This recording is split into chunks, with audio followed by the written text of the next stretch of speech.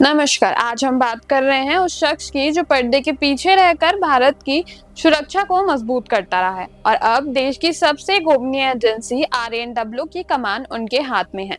हम बात कर रहे हैं पराग जैन की। पराग जैन अब भारत के नए RNAW के प्रमुख नियुक्त किए गए हैं।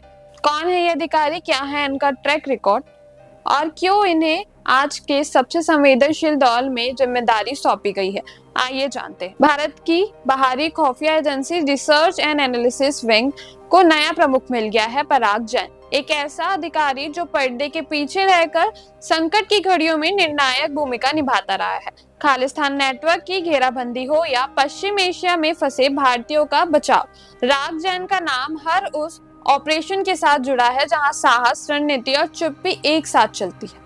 2024 में जब ईरान इजराइल संघर्ष ने तूल पकड़ा और भारतीय नागरिक वहां फंस गए, तब भारत ने नए गुप्त अभियान चलाए, ऑपरेशन सिंधु। इस ऑपरेशन की योजना और निगरानी में पराग जैन की केंद्रीय भूमिका रही है। बिना शोर किए दर्जनों भारतीयों को युद्ध क्षेत्र से बाहर निकाला गया और यह उनकी दक्षता और नेटवर्किंग क्षमता का प्रमाण था। खालिस्तान चुनौती, विदेश धरती पर रणनीति पकड़। पिछले वर्षों में कनाडा, अमेरिका और ब्रिटेन जैसे देशों में खालिस्तान उग्रवाद ने फिर से सिर उठाया और इसके चलते भारत और कुछ पश्चिमी देशों के बीच तनाव भी बढ़ा।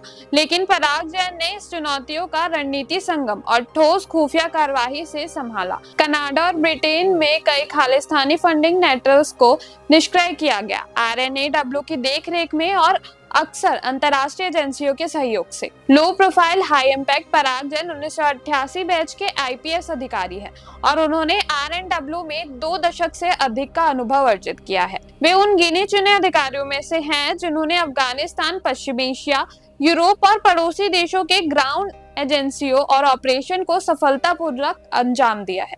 उनकी शैली बेहद शांत लेकिन असरदार मानी जाती है। ये ना तो कैमरे के सामने आते हैं और ना ही इन्हें सुर्खियों में रहना पसंद है, लेकिन जब संकट आता है तो उनका नाम सत्ता केंद्रों में गूंजता है। अभी का समय सबसे बड़ी परीक्षा है। आज जब भारत एक साथ कई चुनौतियों का सामना कर रहा है, जिनकी घुसपैठ, पाकिस्तान की साजिशें, खालिस्तान का उभार और पश्चिम एशिया में अस्थिरता, तब पराग जैन जैसे व्यक्ति का RNAW का प्रमुख बनना बताता है कि सरकार अब तेज, निर्णायक और सटीक रणनीति चाहती है। तो क्या पराग जैन भारत की खुफिया क्षमताओं को नए स्तर पे ले जाएंगे? क्या वो इस उथल पुथल के दौर में देश को सुरक्षित रख पाएंगे? अब ये आने वाला समय ही बताएगा। लेकिन एक बात साफ है, अब कमान उस हाथों में है जो बोलता कम है लेकिन करता बड़ा।